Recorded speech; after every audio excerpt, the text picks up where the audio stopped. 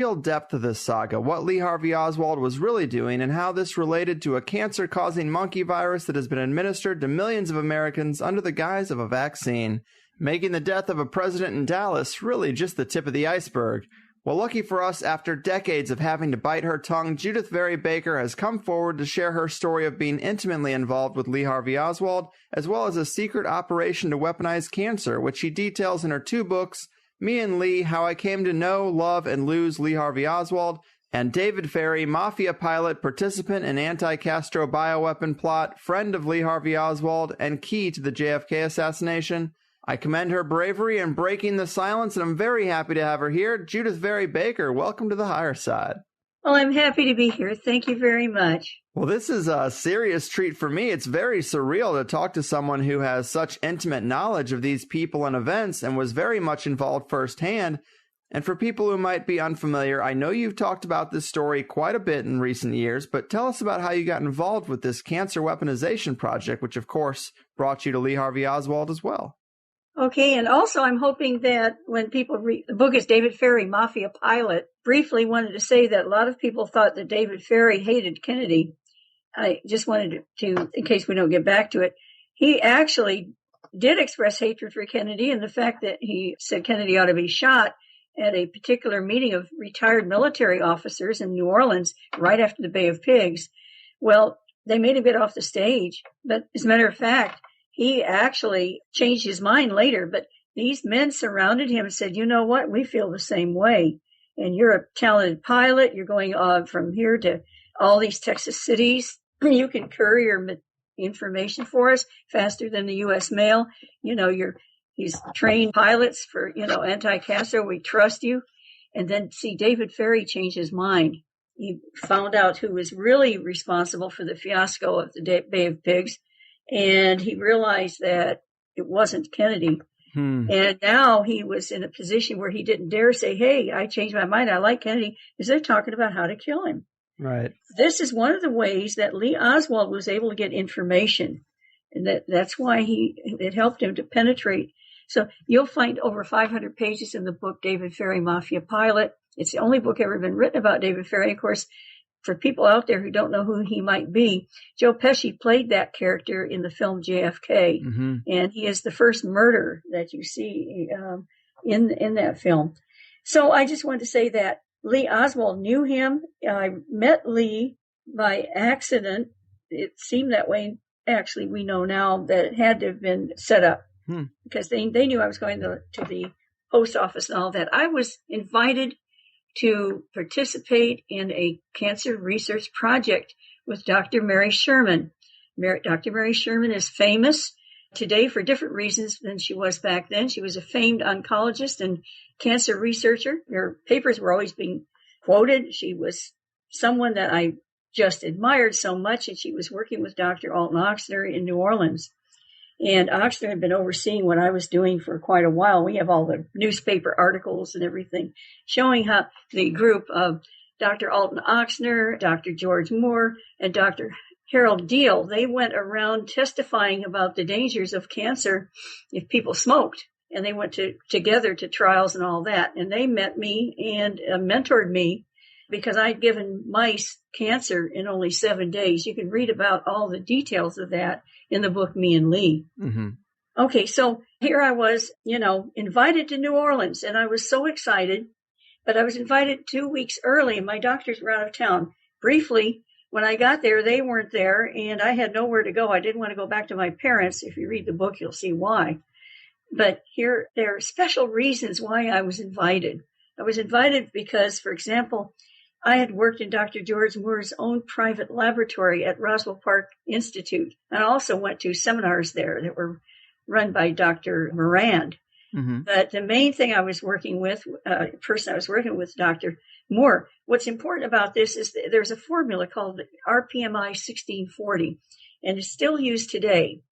This formula was being created at the time I was there and would come out a few years later, perfected.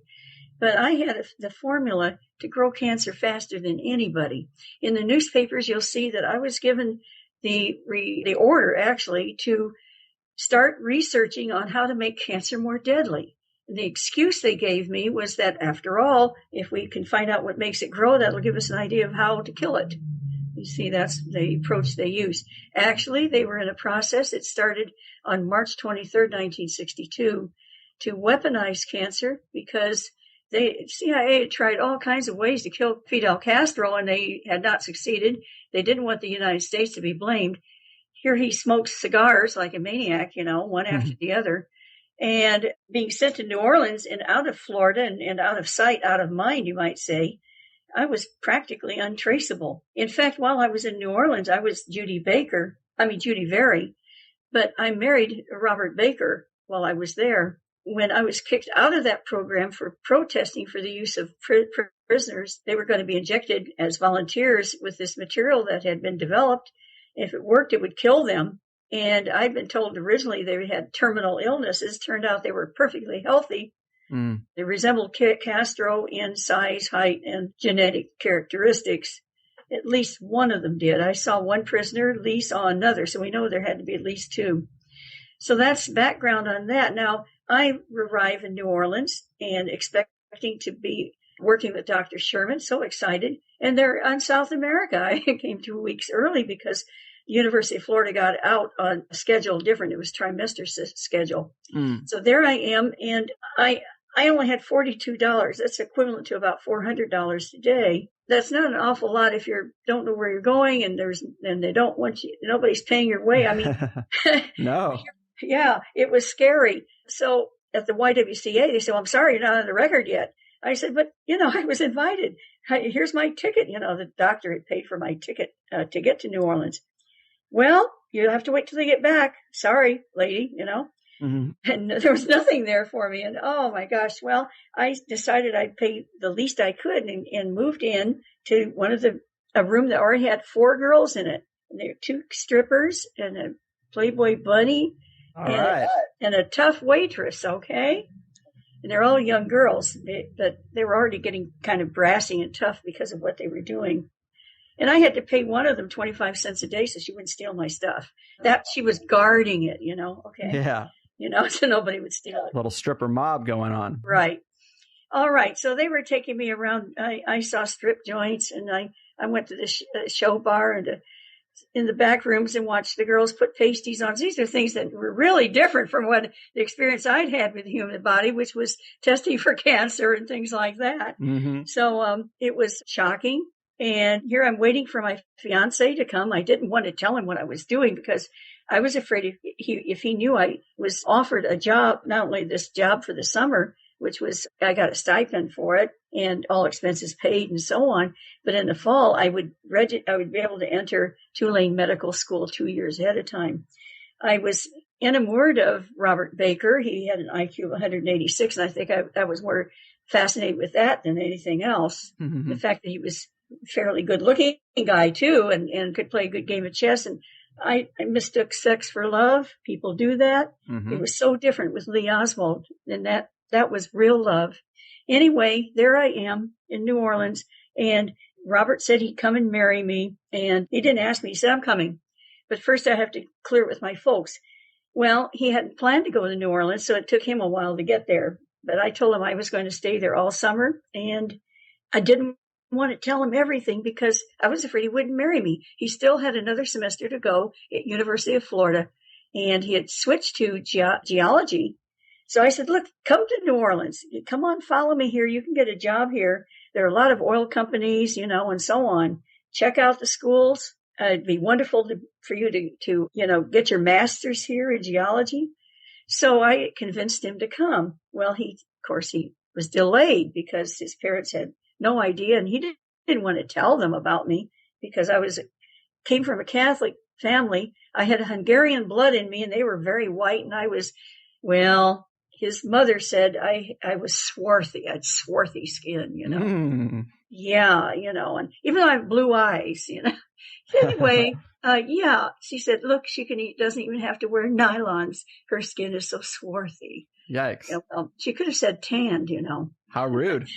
Yeah. Oh my goodness. That woman would say so many things, to me when the others weren't around. Well, anyway, you can read about it in the book.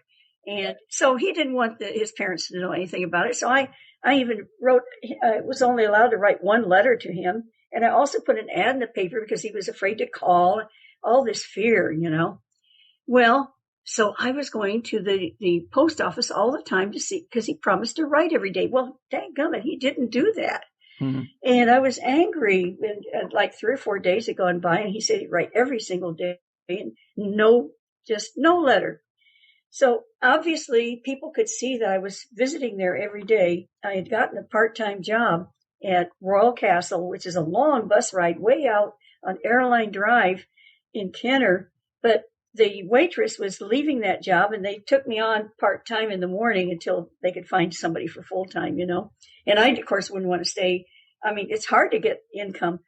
Anyway, it was enough to help pay my bill at the YWCA. This is important because it looked very strange to Lee Oswald. Now, Lee did come to the post office, and I thought it was all an accident. Actually, they must have known.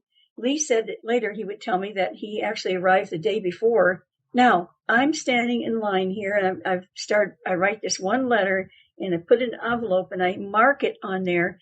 That is it says R. Rourke, Well, mm-hmm. Robert told me to put his friend's the male name on there, Rourke.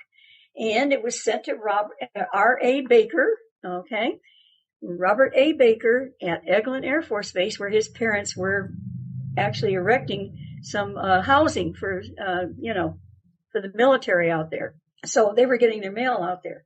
Okay. Well, for Lee Oswald, looking at this, he told me later he saw an envelope. It looked like it said R. A. Rourke. The cursive R I wrote looked a lot like an A. Okay. And the Rourke, he knew Alexander Rourke and Jeffrey Sullivan, the CIA associated pilots. And he had recently, later he would tell me, he recently met Alex Rourke.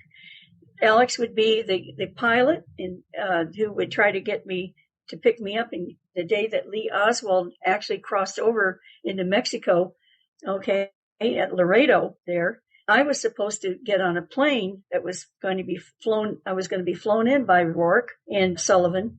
That plane was shot down that day, and they've gone missing. They've been missing ever since. It was a frightening thing because we suspected that this was no accident, that Cubans shot them down, but maybe, an attempt to make sure that Lee and I would never be able to get away. They were setting up there in Mexico City all kinds of ways to frame Lee Oswald, and I would have been an impediment to that because we would have met and we were going to try to get out of there. We were going to go to the Cayman Islands and everything. Lee left he left his suit. You can see Lee in pictures, Lee in his suit that he had from the Soviet Union, a dark suit that he wore for interviews on right after August 9th, around August 15th, 17th, somewhere in there, because he looked very nice. That suit is missing from all the collections of his personal items. Lee actually left his suit and a lot of his nice clothes in a locker in Laredo, and we have, of course, a record that the FBI searched the lockers, the bus lockers, and so on in Laredo. We also have a record that they searched the safety deposit boxes in the 2 banks in Laredo. So I went recently to Laredo and showed them other records. So Lee had someone there and actually picked him up. Lee did not ride a bus back across over the border. Nobody ever saw him do it. They try to assume that. They always try to say he's a lone nut. But Lee was associated with others who were with the CIA and so on. All right, I'm giving you that background information because Lee's looking at this R. Rourke and thinks it's an A. Rourke, and it's to Robert A. Baker at Eglin Air Force Base, and that's where it turned out that you have an FBI agent that Lee knew. His name was Robert A. Baker. So you've got Rourke and Baker on the same envelope. I'm handing it over. Looks like I'm a courier of some kind, right? That's what Lee thought. Mm-hmm. Then when he finds out later, we're walking along, that I worked at Royal Castle, that Royal Castle out there on Airline was just a few blocks from Town and Country, and Bobby Kennedy's team was out there doing surveillance 24 hours a day, using that Royal Castle every day and all night, watching the comings and goings, because that's where Carlos Marcello, the kingpin of the mafia that Bobby Kennedy hated, and of course Marcello hated Kennedy, That's where he was located. And here I'm going out there for only a couple hours every morning, early in the morning, and I go back, all the way into New Orleans. Nobody in their right mind would just work a couple hours and Lee's head, he's saying, why would she be out there just a couple of hours and then leave? Maybe she's currying. He thought, she's got a courier job, just like this Alex Rourke thing. That wasn't me, and I'd put that on the envelope.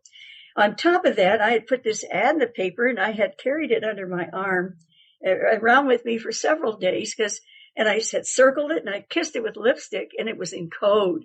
Robert said, put something in the paper so I know you got there. If I use the phone, they'll know I made a long distance call to New Orleans, and he didn't want that. And so I put to Jar Yo and pretty here and, and right and all that. Well, when I put that envelope on the counter, I dropped the rolled up newspaper, and Lee, standing behind me, he picks it up. Now I'm irritated because Robert Baker hadn't written, and I'm not married to him yet. I'm still a free woman. And I look at this nice looking guy behind me, he hands me the newspaper, and I thought, I'm going to use this, I'm going to, break the ice with him. And so I said in Russian, because I thought he'd say, what did you say? I said, Karasha Tavarish, like that. In other words, well done, comrade, when he handed the paper back to me. And Lee answered me in Russian. It just blew me away. He said, it's not wise to speak Russian in New Orleans. You could have knocked me over with a feather. It was my grand way of saying hello to a guy. Why did I even flirt with him? Well, I did it because first I was angry. Second, he didn't have a wedding ring on his hand, or so I thought. Soon I would notice that he did have a wedding ring. It was on his right hand, because Lee was married in Russia, and just like my grandma did, she was Hungarian, he wore his wedding ring on his right hand instead of the left, so I was fooled, see? Or I would have done that. So people need to know that, Yeah, it's an important point for your character. That's right. I don't think you mentioned this yet, but Lee was also a runner for this ring of secret labs you were involved with, right? Yes, that's what it turned out. Originally, he was not going to be doing that. Originally, he was going to be a photographer in New Orleans. And then he learned that Herbert Philbrick, who was when he was a child, that was his hero. Philbrick had written the book, I Led 3 Lives, and Lee had seen him on TV 6 or 7 episodes in New York. Now, his brother thought it was in Texas, and so then they discredited that, because Lee's brother Robert said, Lee saw those in Texas. It was his favorite show, but it wasn't playing in Texas at that time, but it was playing in New York when Lee was there with his mother, when Lee was around 12 years old. So he did see some episodes, and he told me they brought tears to his eyes. He wanted to do the same thing. He wanted to be a spy. He wanted to do like Philbrick did, pretending to be a communist, and at the same time he'd be handing over information to the FBI. And his desire was to enter the USSR while he was still a teenager. So this was stuck with him. He tried to join the Marines when he was 16. He had a fake birth certificate. This is how much he wanted to, serve our country. He did join at 17. You'll see in Wikipedia and other places, they say he dropped out of school. They don't mention that he got his GED when he was in the Marines. He dropped out of school in order to join the Marines. And they don't put that in that context. They make him look like a real failure. He dropped out, and then they have paragraphs, and then they say he joined the Marines. Well, actually, he dropped out right away in order to join the Marines. His heart was set on serving his country. He was reading Marx. He was reading Engels. He was reading Lenin and all this communist literature that the Warren Commission says he was reading when he was so young, starting when couldn't have been more than 13 when he began reading all of this. And he's smart. He's very smart. But what they don't mention is he was reading Thomas Jefferson. He was reading the Federalist Papers. He was reading Leviathan. He was reading the great works written by our American patriots, our fathers, our founding fathers. They don't mention that he was reading both sides and knew very much about both sides. Obviously, there's been a lot of character assassination. Of course they do. And of course, they've done it even to everyone they possibly can.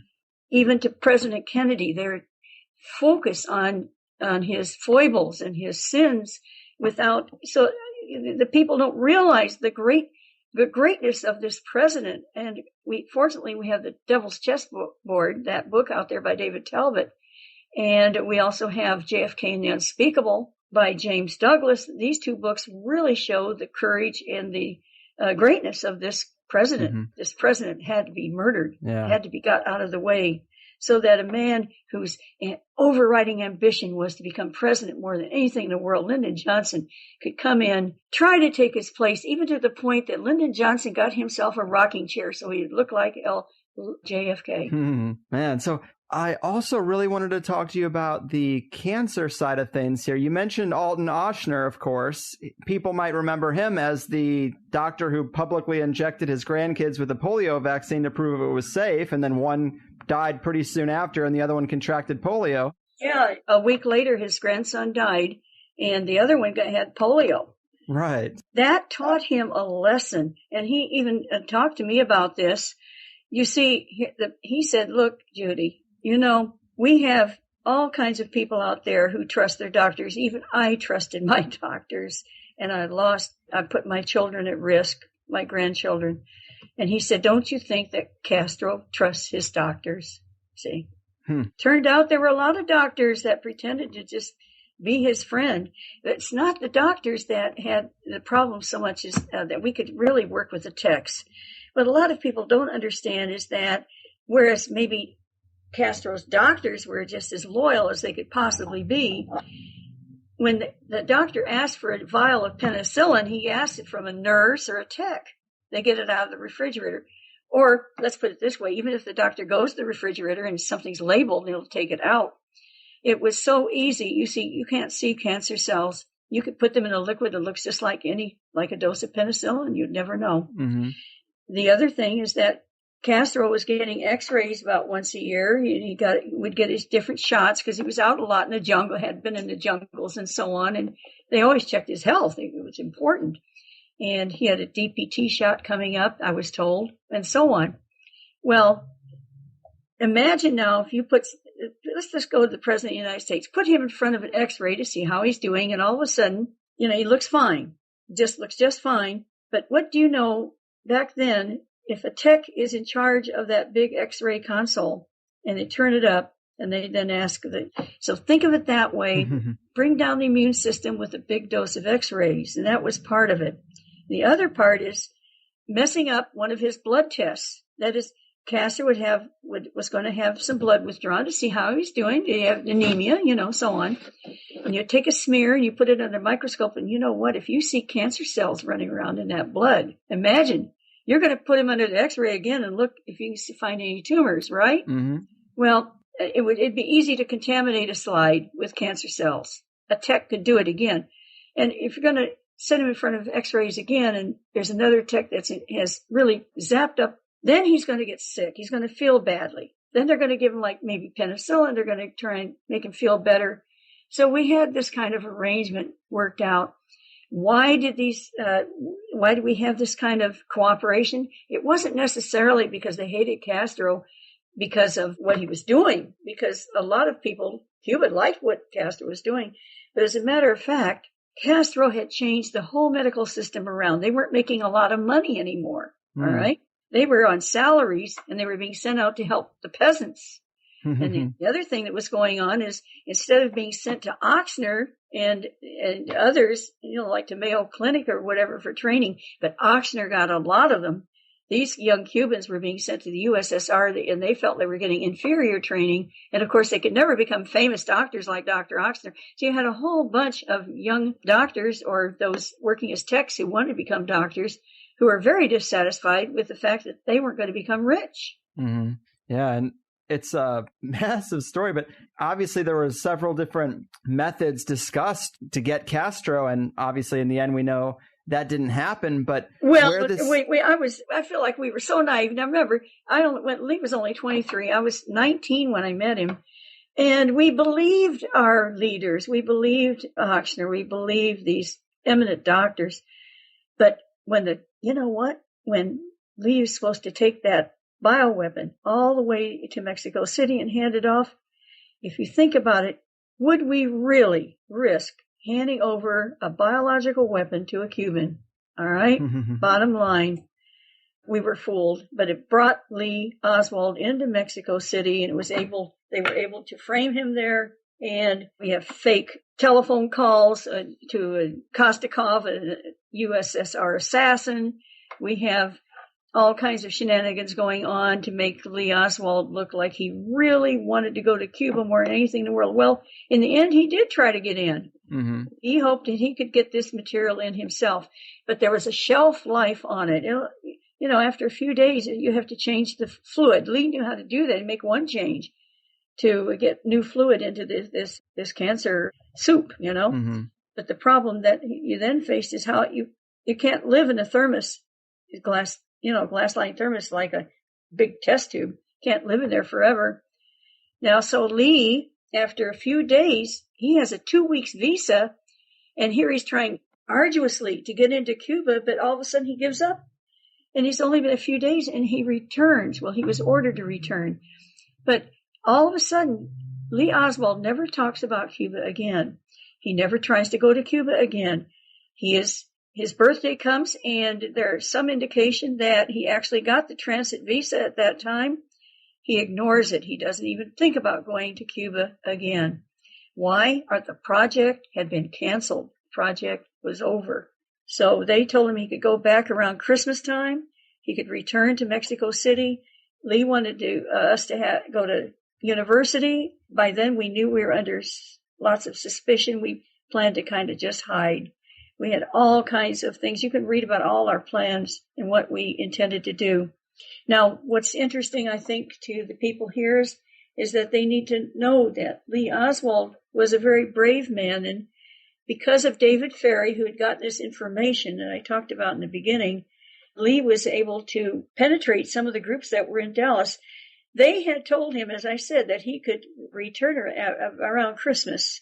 So he did not get a permanent job. The job that he got, that was arranged for him at the Texas School Book Depository, was just a temporary job. They were always laying off people. In fact, they made room for him. When you have the school year has already begun and most of the books have been shipped out, you do not need another book carton handler to locate books when you already have two of them. They already had two clerks that were picking out books out of boxes and bringing them down to be shipped off. Right. And they were already laying off other people. Lee was actually in this Texas School Book Depository. He was placed there on purpose. And he told me, this is even better than Riley, where he had to clock out and I would cover for him and he would clock in, I should say. I'd usually clock him out because he wasn't even there. So we covered for him and I put my J, or Monahan would put his M on the time cards, and that cleared them, that he made so many hours when he wasn't even around. And Lee tells me, on the phone, he says, it's even easier here at the, he called it the building. He didn't call it Texas School Book Depository. He called it another name. It was the name of the whole building had a different name than that. And he told me at that time, all I have to do here is she fills out that I've been working here all 8 hours and I come and go as I please. Sure enough, we have a record. I'm trying to find it, the original in National Archives. I'm going to find it unless it's being held back. Right now, they're holding back the FBI is holding back a lot of records right now that they're going through which ones they're going to release. What's silly about this is that a lot of these records have already been released. So they're going to be a huge batch of records that have already been released. They're going to re-release them. Some of them were pulled out of circulation. Well, you'll find that there was a record of Lee's last day of work. That was November 22nd when Kennedy was shot. And as you know, Lee Oswald was arrested within 2 hours of Kennedy's being shot. But the work record shows that he worked a full day at the Texas School Book Depository. Mm. Yeah, all 8 hours. Hey, how about that? You're adding a lot of clarity to this. And it's just such a huge story with a lot of details. I wanted to ask you a few questions about the wider implications of this story and how it might affect even listeners and their families, because you said that, you guys trusted Alden Ochsner, which is not something, not wise, because he's a bit of a eugenicist. We know that cancer weaponization occurred. And unfortunately, that's over 50. I mean, it was 50 years ago. Right. So imagine what they've done now and how sophisticated Well, they said that they had gotten this simian virus out of the polio vaccine, but yet you've said you've seen cases up until 1999 that they still had it in there, right? Yes, here's the thing. Probably most of us are carrying it. The trouble is most of us don't go for us who die of cancer. They're not going and asking for an additional test to see if they have the simian virus, the monkey virus SV40 in their system. So when they do, they were finding a 60% of them were carrying it. Mm. And this is so many years afterwards. In other words, it's carried now from daughter, to children. Husbands would get it from their wives. Maybe it could be any fluids would transmit it, but mainly you're looking at it coming from the mother to the children. It's passed along, just like it is in monkeys, for heaven's sakes. Mm-hmm. A lot of people say, oh no, don't connect this to AIDS either. Now, I did not develop AIDS, and I'm not pleased that the History Channel has accused me of saying that I worked in the laboratory that developed AIDS. I worked with people who later apparently did work with more viruses. And there's a good lot of evidence that despite what the government says, that we definitely were working with the precursors of the AIDS virus and all the associated problems you have with that. The polio vaccine is very, very simple virus. It's loaded with, and they were grown on the kidneys, macerated kidneys of monkeys. Mm-hmm. And these were filled with all kinds of viruses, never cleaned up. Now, when they said that 98 million people got this in 1963, what they failed to tell you is that those were what were on the shelf. They kept producing this. Right. They said, well, after all, we'll get a cure for cancer before this is going to show up, because in humans, since it was a monkey virus, it wasn't as active. It takes time. And of course, they've done everything they can to try to prove that the monkey virus doesn't cause cancer. But how come it shows up in so many people who have cancer? Right. Well, that's the bottom line. If you could look at it under a microscope, you'd see that the polio virus is very interesting because it's like a donkey. It can actually piggyback other viruses on top of it and carry them anywhere it wants to. Mm-hmm. I mean, it's just like that. Well, see, that's what makes me curious, because you were told that you were working on a cancer weapon to kill Castro, but these other implications make me wonder if you think there were other goals and objectives of the secret ring of labs other than... Well, that's it. I mean, and of course, they were all separated from each other. I saw sign-off initials. The reason David Ferries was off the grid like that, now, it's interesting that Oxner, they had been working on this since March of 62, March 23rd, 1962 is when they decided to put all this together. But it was only days earlier before Lee and I both reached New Orleans. Now, Lee and I reached New Orleans. We were both sent to New Orleans the same week. We actually registered for our cover jobs at the same employment agency, and there were 5 or 6 of them in New Orleans at A1 together. We were interviewed the same day at 640 Magazine Street, and we were hired. That was May 9th. On May 10th, we were hired. We worked, and because Riley had their work week start on Friday, not on Thursday. I mean, on Thursday. Usually it goes Monday through Friday is a work week. Mm-hmm. For Riley, it was from Friday all the way to Thursday. So a lot of people thought that Lee Oswald didn't even start work till May 17th. No, he started on May 10th. He got his first check on May 17th. It's a full week's check. And of course I did too. We were there, though not at Riley's, but for one whole week we were at Standard Coffee Company where our records were laundered. So we have 2 records in the Warren Commission report and the 26 volumes where Mr. Monahan says, yes, we ordered a background check on Lee Oswald. It was ordered by Standard Coffee, and it was ordered by Standard, which was a subsidiary of Riley. So what happened is, of course, we made a fake, we got the templates all right, it's stationary, and I explained how we did that in the book, Me and Lee. And then we filled them out. We had so much fun filling out that Lee was a wonderful, model citizen, never been to the USSR, had just got out of the Marines, and never had been fired from a job and so on, and had like the equivalent of $25,000 in his bank account. we made him into what Lee called a rich capitalist pig, had a lot of fun doing it.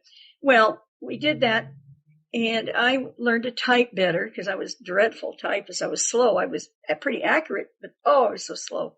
So anyway, after 1 week together on the same day, on May 17th, we both move over to Riley's. And of course, since he moved, his name Oswald there, mine is Baker. I actually got a check that was issued by Standard, so I can prove that I worked at Standard that week. But by the time we processed over there, they had not yet hit the O's, So Lee's first check was issued by Riley's because we transferred over around 9:30 in the morning. Well, they already cut my check. I was a B, but they hadn't got to Lee's by then. So my check is from Standard. His is from Riley. Why is this important? Nobody realized that Lee Oswald worked at Standard because he had no check that said it. And of course, when I said that he did work at Standard, nobody believed me until I showed the records to them. So I have many internal ways of proving that Lee and I were associated with each other, and I saved all these records myself, of course. Right, and I understand you've been vetted pretty heavily from Jim Mars and Ed Haslam, of course, and I did hear you say in a previous interview, to get back to the cancer thing a little bit, that we could have cured cancer by the 1970s by using bacteriophage. Can you educate us on that a little bit? Yeah, bacteriophage. That's Greek. Phage is to eat, bacterias. In other words, this is a virus that eats bacteria. They're really cute under the electron microscope. They look like little mosquitoes. They have sippers, the dippers, or whatever. They look just like what a mosquito might have. And they sit on legs, like 4 legs, and in between, down goes this dipper down into the cell, and it'll inject its own RNA in there, and that's the beginning of the end for that cell. Of course, you have to have a lot of them, but they multiply like crazy.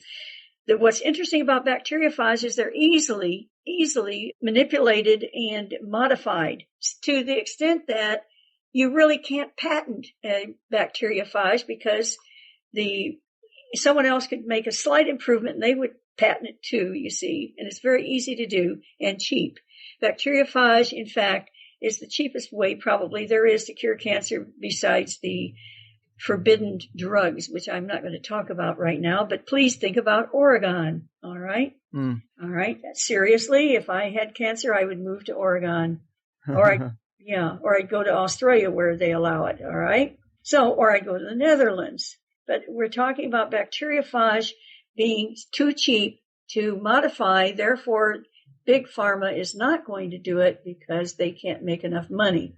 Now we have online, you can see a study where they're using bacteriophage, which can be, they've already modified it so it will go to a cancer cell. Now you'd think they'd have it attack the cancer cell, because that's what they should do. Right. And by doing so, the cancer cell bursts and all kinds of baby bacteriophage would emerge or spray out and continue.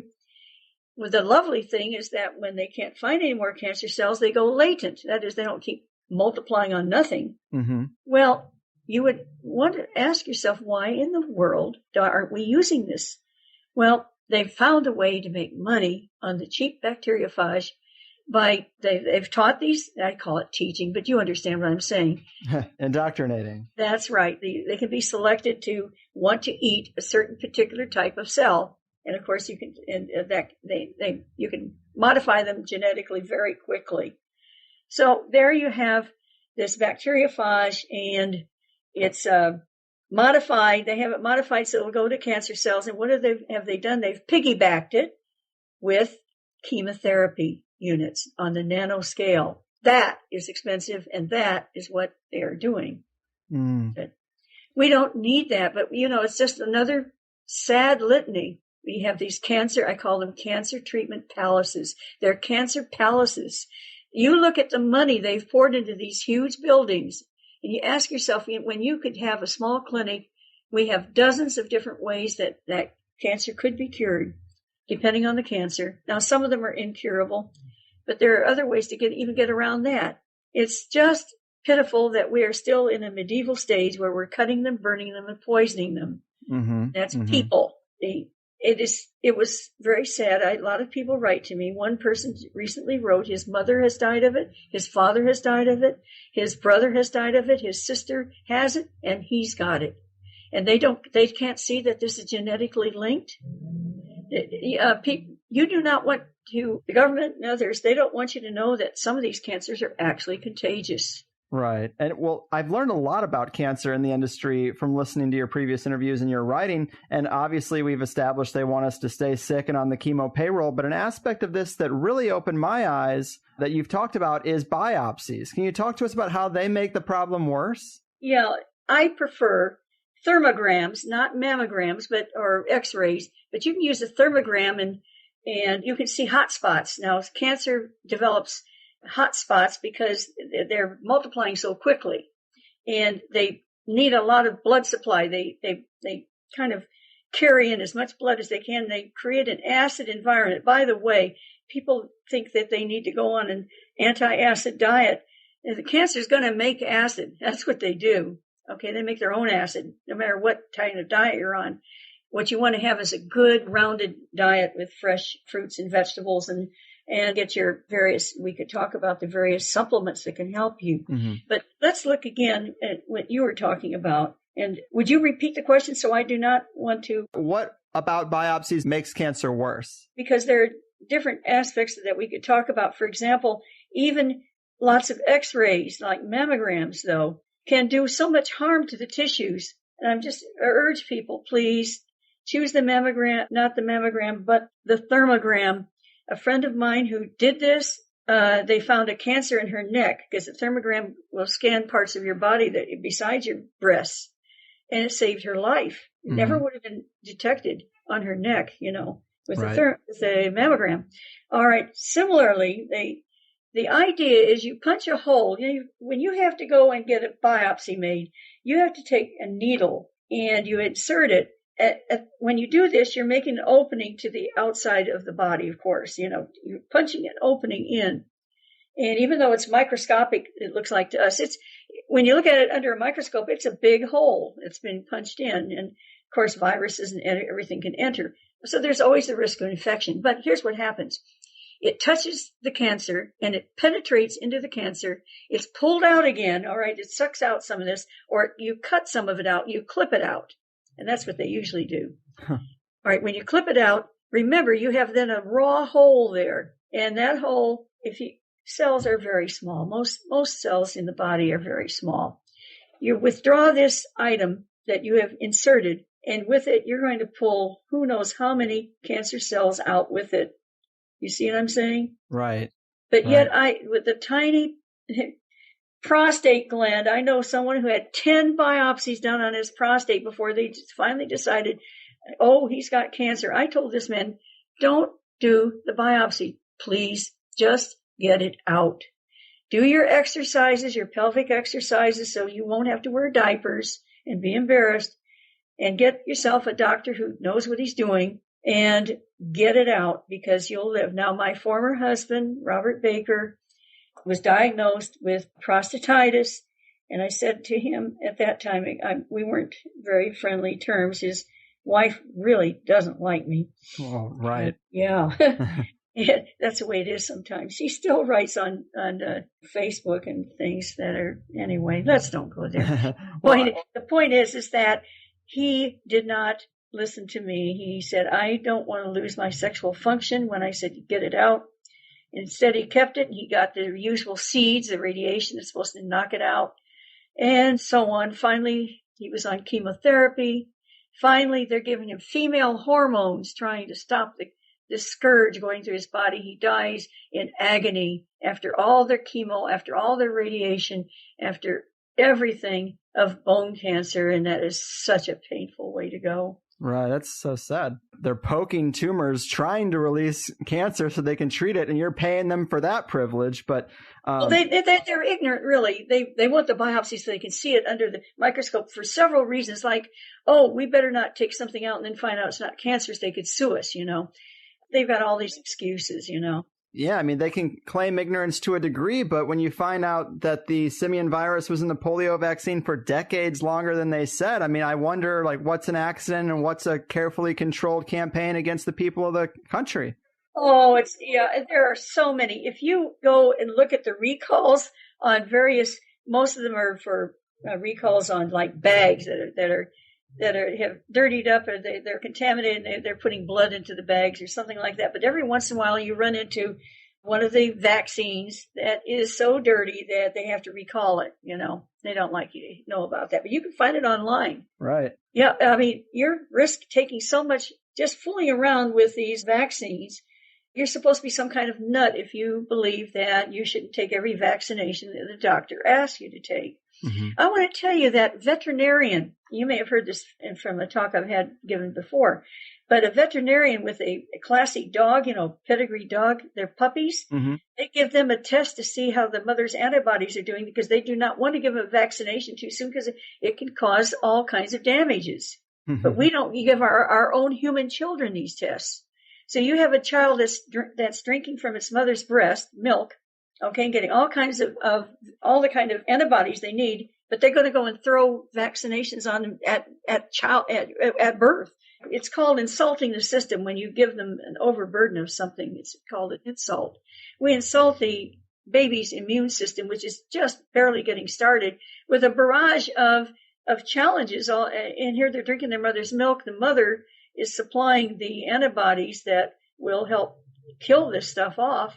Well, they don't need a vaccination on many counts if the mother's antibodies have been checked for what they're strong in. Mm-hmm, mm-hmm. Now, we have over in Sweden and Scandinavia, Iceland, Finland, Denmark, and even Germany, they do not require even maybe 11 to 13 vaccinations, whereas in the United States, we begin at 45, 46. Why not sell people another one if there's no resistance whatsoever? Well, I try to tell people, what you have here in your bloodstream, think about traffic and how you can have traffic jams and clogging going on at intersections, because literally in some of these overburdened systems, there are so many antibodies, and old antibodies don't work anymore, especially if they're getting flu shots every year. Right. And most of the flu shots are already obsolete because those mutate so quickly, those viruses do. Mm-hmm. So here we actually are having people coming in with livers that are so clogged with antibodies that they're not functioning properly. Right. Well, I mean, could it have any relation to clogged arteries in the heart? Heart disease being our number one killer. Guess what? Heart disease is not the number one killer. Oh. That's not true. I'll tell you why it looks that way. They count heart attacks, but they don't tell you where the heart attacks are all coming from.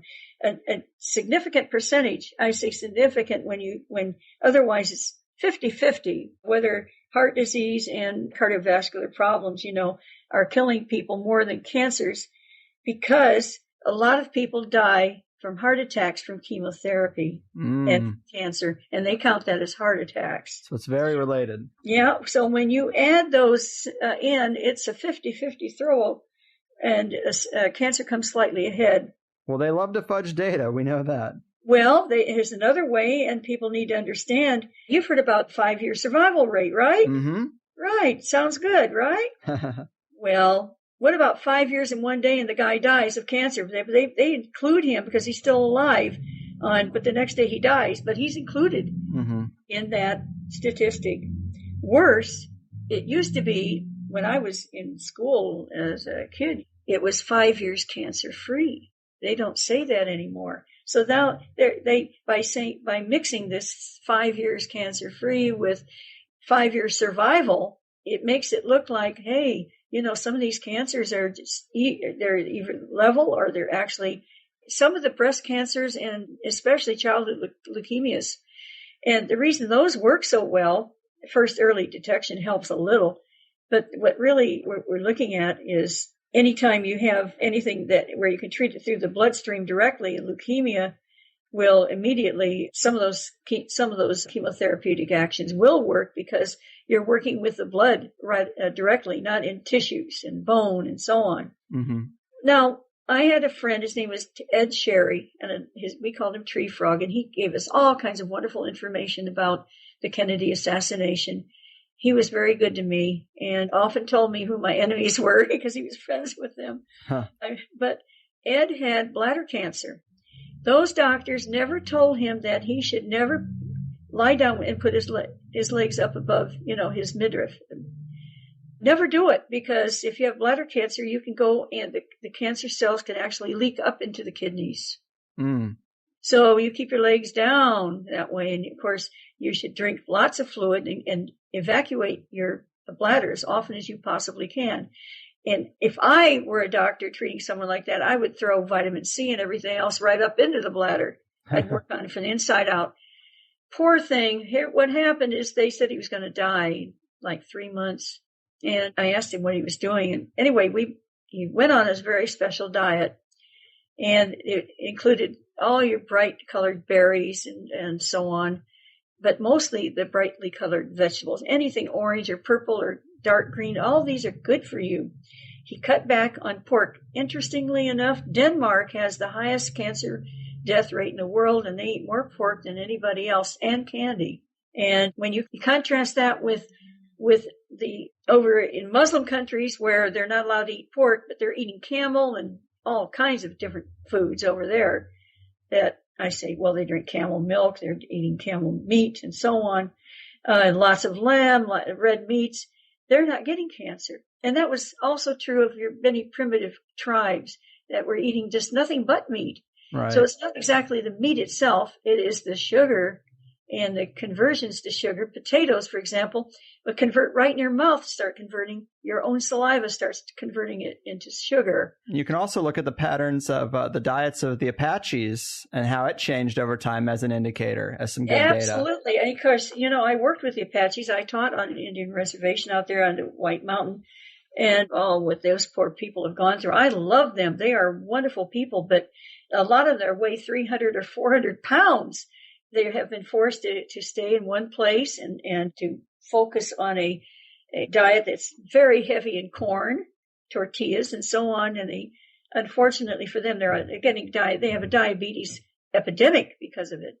Now, what I think is fascinating is that, we had no cancer. You saw no cancer among these Apaches when they were following the buffaloes. They were eating mainly buffalo meat and any dried berries. And once in a while they would raid, the Navajo, which also are really Apache, but they settled down. They would raid them and get some of their food and take some of their kids, things like that.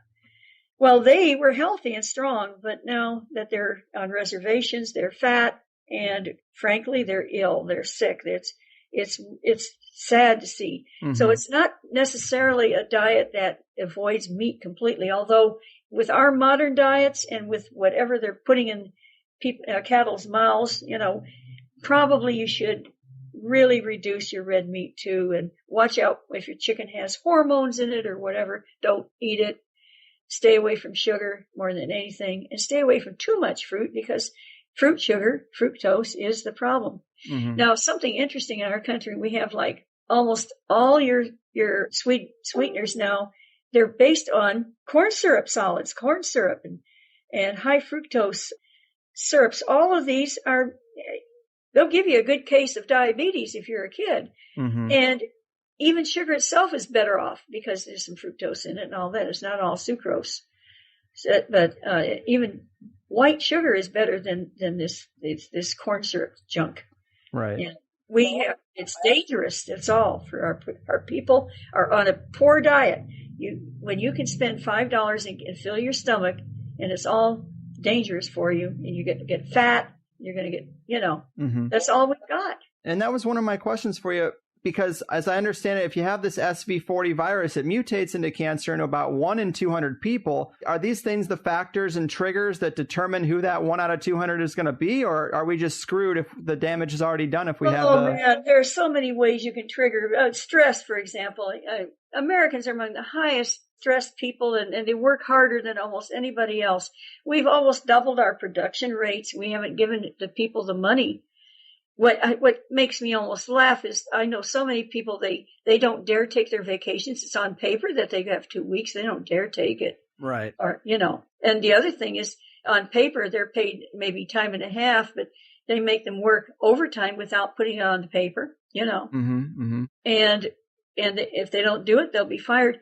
Why, if you can just think, we have so many people overseas that their work week is 37 hours, or like in France, it's even 35. They get full benefits, not in America. When I see that we have people overseas are getting free medical care, I saw an 87-year-old woman. She was operated on for stomach cancer. She lived to be 90 after the operation. She was so happy. Her family was happy. In the United States, they never would have given her a chance. And how many people are losing their homes? But let's go back to this trigger factor about the SV40 monkey virus. Almost anything can cause it.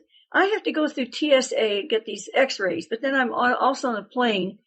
I'll be making at the end of July, I'll have made 8 trips over the Atlantic Ocean, back and forth, at a high altitude where I'm being bathed in radiation. Right. There's nothing I can do about it except try to fortify myself, but I probably will die of cancer. I worked with it. I've even swallowed some of it accidentally, because when you're working with test tubes and things, you have to suck up the stuff with pipettes. Yeah, and you have cotton swab at the end. Well, if that cotton swab gets wet because you suck too hard, you're getting it out of your mouth, Yeah. And you've been exposed to a lot of radiation over the years, too. I was exposed to a lot of radiation. I really should be dead of cancer by now, but I've tried to take good care of myself. And with all the x-rays and things that people are exposed to, the worst problem of all is nasty, rotten food, sometimes literally, that I can hardly stand some of the food over here, having tasted really good food. And when I go back to free medical care over there, here you lose your home in order to try and get yourself cured of something. We don't have inheritances anymore. When I'm overseas and I see that, I asked my friend George, that was his mother who had stomach cancer. He had it too. Again, add those up. He had it. His mother had it. Well, they had a very poor diet. They liked to eat lots of sugar, and they didn't like fruits and vegetables, and they got stomach cancer. It's very interesting. Wow. Yeah, we live in troubled times, and people just seem to be letting it all happen. Well, people feel helpless. When we talked about Gates and all of them, they're giving these shots over in Africa or India. They actually have more polio now than they've ever had. And India got so upset about it. I think they tried to sue or something. At least they kicked them out, because these poor people now have lots more polio than they had before. The definition of polio has changed, you see. It used to be that if you got the fever and a headache or whatever and an aching body and you were paralyzed for, say, several days, but you got over it, they no longer call that polio. You get that a lot from some of those shots. Right. They change definitions and symptoms. Because it has to be a permanent situation. Where you're paralyzed for months, then they say, oh, you have polio. But not you, and you. You don't have it. Well, that's a curious thing on that subject, because you do seem to know so much about the medical field and what's going on. Well, I wanted to be a doctor. I wanted to help people, Right. I've kept up with these things. Do you have any thoughts on the Morgellons stuff that's happening? Well, that's why I say in my story, I have plastic actually being created right out of their heads, wherever they want. Here's the thing. It's a shame. I'm not going to say that Morgellons is real. I'm not going to go that far because I don't want to get chomped on, and trodden upon. But frankly, it's possible. It's chemically and biochemically possible, because these there are plastics that are so closely related to keratin, human hair, that I can see if a virus, which is very, very small, viruses are smaller than hairs. Most of them are. This is a megavirus. I can see where you could get a viral infection that could take a regular hair and turn it into plastic. Wow. It's possible. I'm not saying that's what's going on. I'm saying it is possible. They say all they've done is scratch themselves and they got fibers, in it. It is possible that nanofibers that have been subjected to radiation could maybe be activated when they hit DNA. It could even be a real kind of terrorism to put on. You can imagine if you wake up and you've got hair sprouting all over you, it's green or something. I mean, what could happen to us in the future? These people will try anything. If they could spray whooping cough on us way back in the 50s, what can they do today? And I say they. Who are they? So many people say, I just do what I'm told. Well, my friends, as long as you do what you're told, we're going to have the world we have. Well said. And Wow, Judy, it is about time I cut you loose, but I consider this a real milestone for me just to spend some time talking with someone who's so intimately involved with this stuff. And on behalf of the listeners, thanks for putting yourself at risk to get the truth out. It's a noble thing. You're very brave, and to relive this pain every time you speak out. I'm not always brave in the middle of the night. Well, it cannot be easy, and to relive this pain every time you speak out is got to be difficult. My friend, but what's nice is that you let me, they call it rambling on, my enemies do, she rambles on, but I think I tried to give you a rich picture of what's going on and not just keep it in one spot. We can focus on one spot. I think it'd be kind of boring. I hope that you feel like you've learned something, and I hope it's helped somebody. Absolutely. So Absolutely. And if anybody wants to go to see some of the stuff on my blogs, it's Judyth Baker, Judyth, Judyth Baker, blogspot.com. You can actually get autographed books there and donations. I've never asked for donations, but I do tell you that there is a button. But that's as far as I'll go. I really appreciate all that people are doing. Sometimes I feel like the last witness standing. They are dying like flies now. So as long as I can speak, and I shall. Amen. And remind us once more, because you mentioned it in the second hour, I wanted to say it again, the upcoming conference that you have. Oh, yes, and it's going to be held in Dallas at the Crown Plaza Hotel. You can go to jfkconference.com, or we're also going to put up jfkconferences.com, and the tickets are not that expensive. They're presently they're $85, $95, like that. And it's for all 3 days. The main thing is that if there's someone who really can't afford it, contact me. I'll try and find a way to get you a ticket, because that's more important than money. This is not, we can't get a tax status that says we're nonprofit. They make it really hard for someone like us. But what we do is, and the books are open, people can look. We're not making money off of this thing. But we do. I'm selling my paintings. My paintings sell for $6,000. I do not keep the money from that. I can't afford to, actually, because I want people to know I don't keep money on this thing.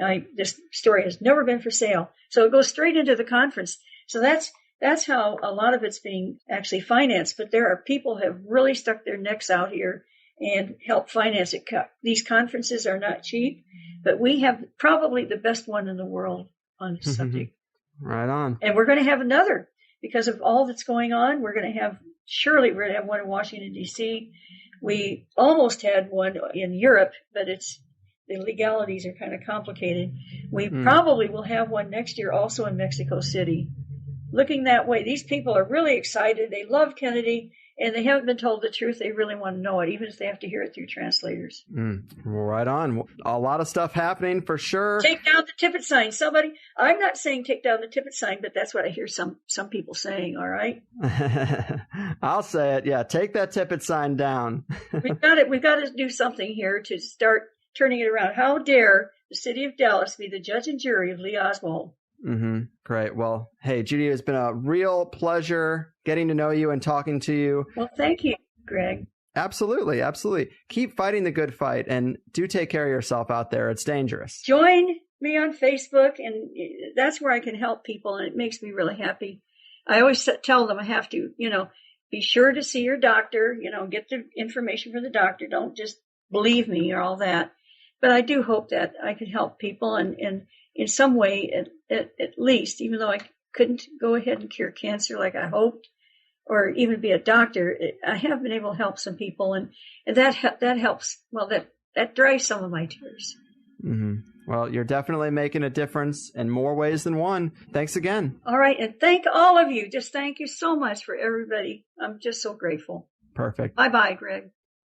Boom, people. Judyth Vary Baker. I feel a little special getting this interview. To be one person removed from Lee Harvey Oswald, it's a cool feeling. But Judy is a very kind and empathetic woman, and I know she's stressed out. This wasn't exactly an easy interview to secure, and her having a scientific and medical background, as well as coming forward with this story where I'm sure she's taken a lot of criticism and people picking apart her words, trying to find holes or ways to discredit this saga. So I understand, and I don't mind all the talking over me. I think she's just trying to be hyper vigilant about her words and everything that comes out and how it comes out because of so much scrutiny. So I get it. The details have to be on point and consistent, but as interesting as the love affair angle is, I wanted to spend more time talking about the Weaponized Cancer Project, especially after last week's show with Patrick Jordan.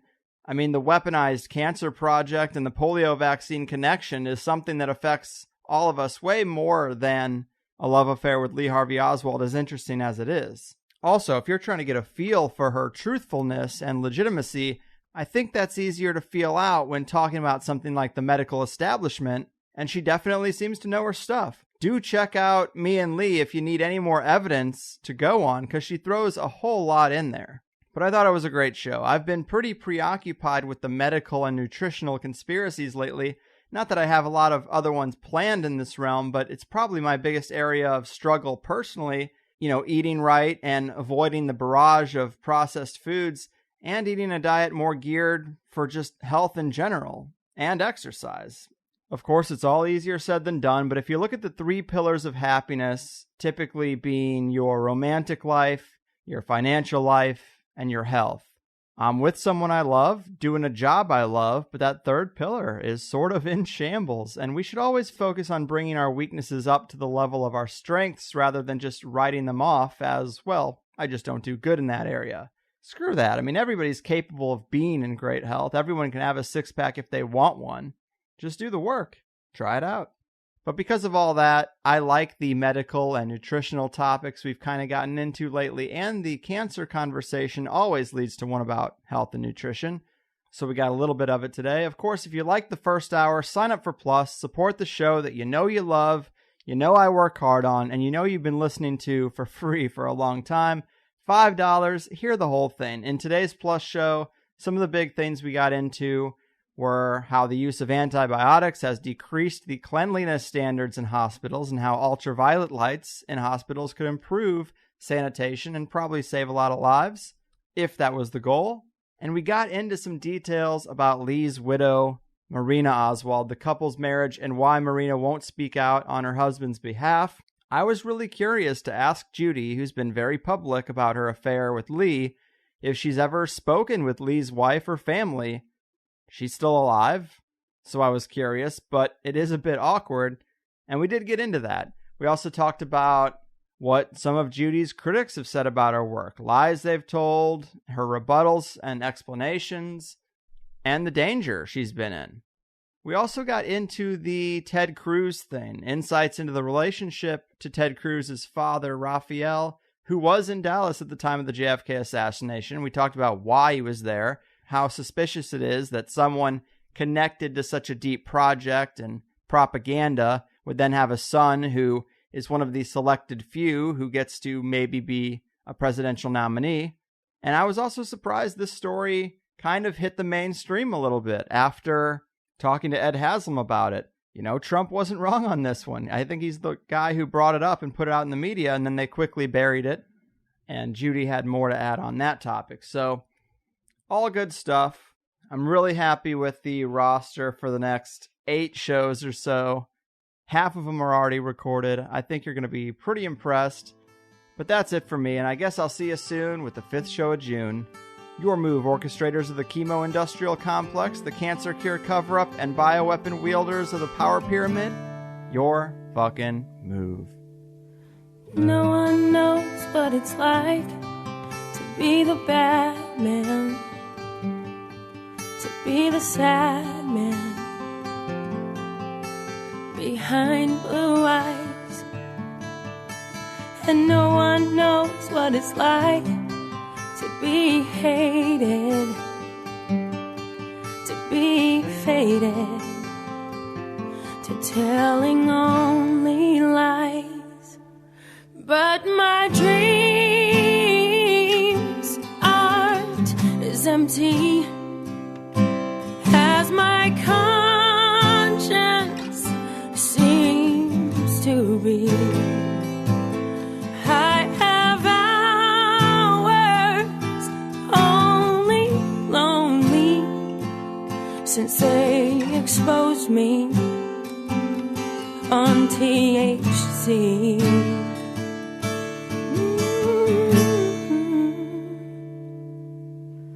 No one knows what it's like to feel these feelings like I do, and I blame you.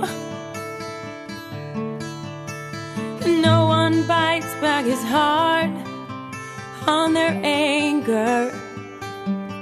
None of my pain and woe can show through, but my dreams aren't as empty as my conscience seems to be. I have hours always lonely since they exposed me on THC.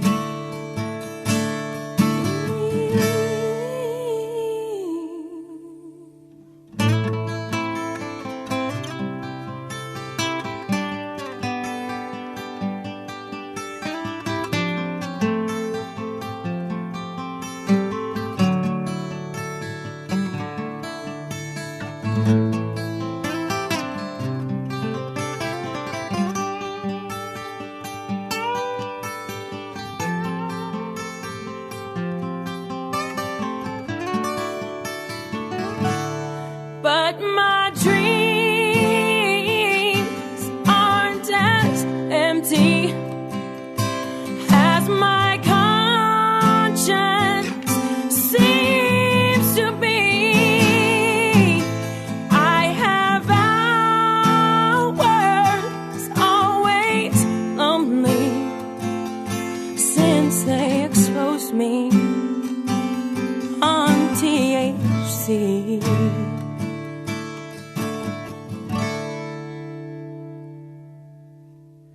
No one knows what it's like to be the bad man, to be the sad man behind blue eyes. Hey guys, thanks for listening to the first hour of the Higherside Chats podcast with me, Greg Carlwood. If you don't know, there is a second hour to all the episodes we do around here. Generally, we're able to get a lot deeper into the topics and ideas that a guest is about, so if you enjoyed what you've heard from THC for free, consider signing up at thehighersidechatsplus.com to get the second hour of the 5 shows I put together each month.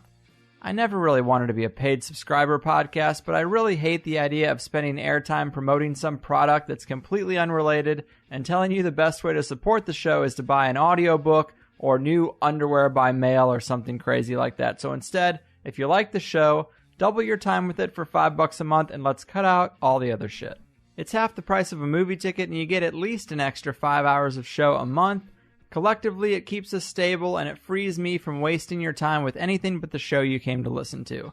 It's really the only way for an independent one-man show to make it, and I do what I can so that it's worth your while. Since we started this, I've always tried to use the subscriptions to improve the podcast and make signups more advantageous. It started with